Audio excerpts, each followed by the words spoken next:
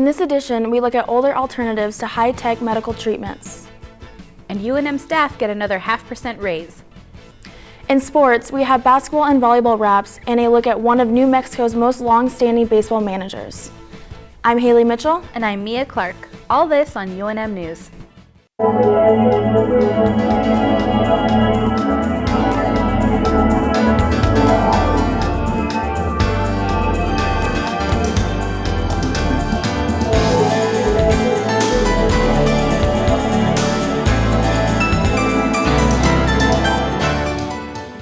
The UNM Regents approved an additional 0.5% raise, bringing total staff wage increases next year to 2.5%.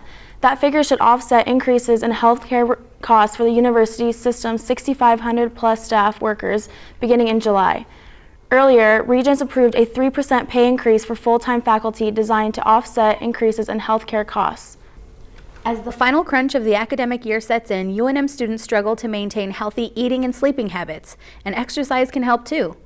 According to the Centers for Disease Control and Prevention, more than 1/3 of U.S. adults are obese, including many college students. Unique custom fitness gym owner Vicente Alvarado says unhealthy food advertising promotes the obesity. Unfortunately, society as a whole doesn't seem like they want people to be healthy. If you're watching television, you watch commercials, the types of commercials that come on television, fast food restaurants, things like that, that are being promoted to our youth and to our adults as a quick way of getting meals. It's very distracting to people who are trying to work out. Alvarado says eating well and regular exercise can help people overcome the unhealthy distractions. So at this time of year, it's important to maintain good exercise and nutrition habits. The UNM Center for Life is a place where New Mexicans can go to receive treatments like massage and acupuncture. In the past year, the center has begun providing these services to children battling cancer too. Anissa Baca reports on the center's recent efforts to raise funds. Proctor David Lang at the UNM Center for Life offers therapies like massage and acupuncture to children fighting cancer at UNM Hospital. However, with grant money beginning to run out, he formed Kids Supporting Kids to continue these therapies. Kids Supporting Kids came out of the fact that we needed funding for children to provide these services, because not all CAM treatments, complementary and alternative medicine treatments, are actually paid for by insurances. So we have to find grants and funds to provide these services to the children. And this is where the idea of Kids Supporting Kids came from. Many parents are willing to try these services for their children even without the insurance's help. Parents like Michelle Cerna volunteered at the event because she says her son has benefited from these services. This gala tonight is to raise money for kids that have cancer so they can experience the same kind of stuff that my son is experiencing, with support, with different kinds of therapies, with adults that know what's going on, how to help, how to listen. With the money raised, children fighting cancer will be able to receive many treatments from the UNM Center for Life. This is Anissa Baca reporting.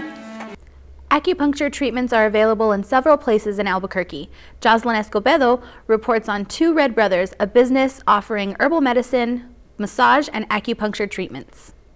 Many people are unaware of the benefits of acupuncture.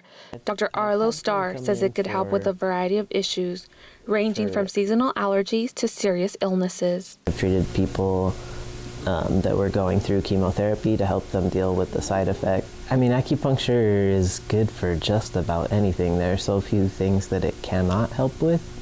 Starr has also treated people with drug addictions. While he was in school, he treated clients in the South Bronx area of New York City. I did like 120-something treatments in 2 weeks, and people just come in a community setting and get the 5 points in their ear and just relax, and it was really helpful to them to bring them back into their bodies and deal with the addictions, deal with grief. At Two Red Brothers, co-owner Chilan Mustaine prescribes herbs for people wanting to quit a drug dependency. So we have a formula that's to help people quit smoking. And what it is mostly herbs that help to clear out the lungs. After smoking for a long time, there's a lot of phlegm built up in the lungs and a lot of heat built up in the lungs. And so it clears out the heat, clears out the phlegm. But then also we put some herbs in there that help with the anxiety. of quitting. And so people tend to have a lot of anxiety associated with that. Two Red Brothers is focused on healing and helping the people of Albuquerque in the most organic way possible. This is like very natural medicine. This is the way that our people have done it for thousands of years. You know, it worked for a long time. It still works if we just take the time to do it. The combination of herbs and acupuncture have proved to be great methods in healing the people of the Albuquerque community. This is Jozelyn Escobedo reporting. With the recent announcement that center Alex Kirk will forego his final year of eligibility to pursue a pro basketball career, one of UNM's greatest recruiting classes has run its course.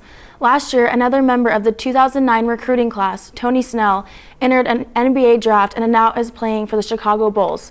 Arguably, that made it to the men's basketball program's best recruiting year. J.R. Oppenheim reports on 3 seniors who finished their college careers this spring.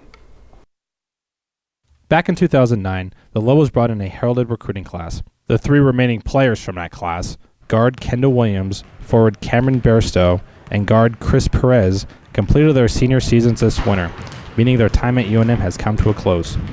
Bairstow became a dominant force in the Mountain West, averaging more than 20 points and 7.5 rebounds per game. He increased his scoring average by 10 points, making one of the most remarkable single-season turnarounds in both team and conference history. In the end of the day, I mean, a lot of it's on you because there is constant, you got to just take bits and pieces from everyone and try to put it together into what you feel like works for you. So I think everyone added their own unique stamp onto it, and I was able to take a bit of pieces from everyone. Kendall Williams, meanwhile, emerged as a team leader on the court, and he set the conference record for career assists at 617.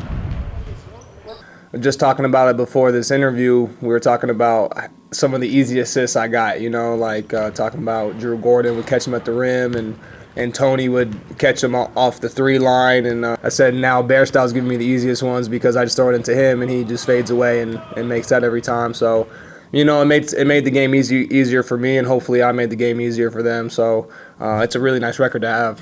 As a non-scholarship walk-on, Chris Perez did not see much playing time, primarily hitting the court in the final minutes of lopsided wins. However, Perez became a fan favorite, and they even chanted his name in those moments when victory seemed imminent.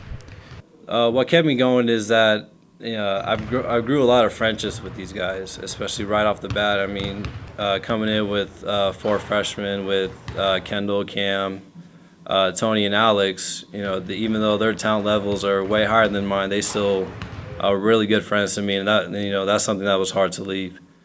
This is J.R. Oppenheim reporting. The UNM women's volleyball program was struggling until Jeff Nelson took over the team 7 years ago. Nelson wants his players to have careers, either in volleyball or in another field using their degrees. Kyle Tomasi reports.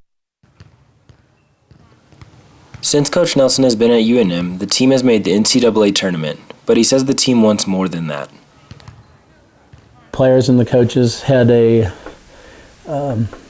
little come to Jesus, if so to speak, and about what our expectations and goals were, and we expect to win the conference next year, and our goal is to be in the Sweet 16 next year. Nelson has high expectations, and he's extremely excited for the upcoming season. The coach is impressed with the athleticism his players have shown so far. When I started coaching, if you had a player or 2 that could touch the rim, that was really amazing. And next year I have 8 kids that go over the rim, and I have 1 that can dunk a volleyball.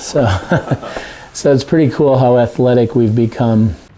The team isn't just pure athleticism, though. Nelson says that one aspect in particular should help this team. We're 4 or 5 players, good players, deep in every position, and we've never been that, ever. Hannah Johnson, a redshirt sophomore studying exercise science, says that she expects a lot out of this upcoming season.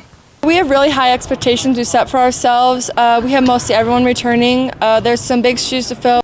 I think our goal is to win a conference championship and make it to the NCAA tournament, and we're going to strive to do that.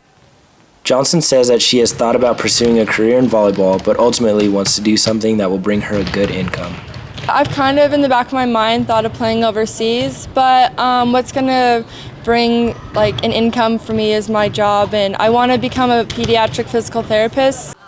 Nelson says that he wants his athletes to be involved in activities outside of volleyball, too.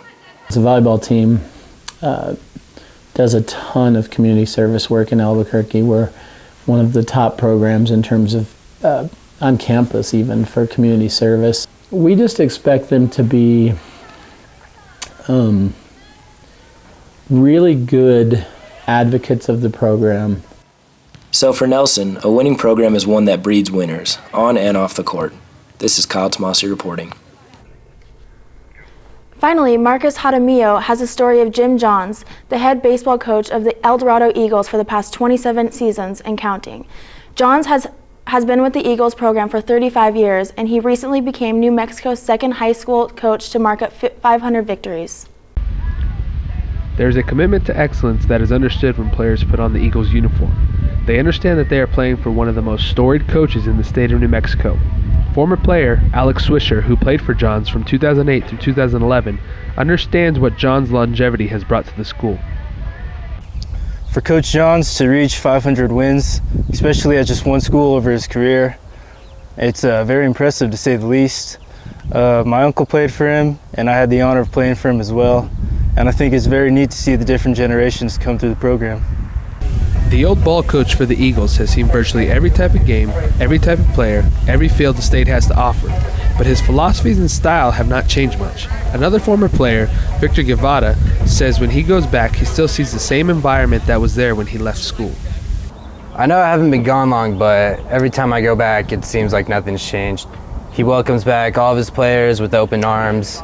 The family atmosphere he creates is just something special.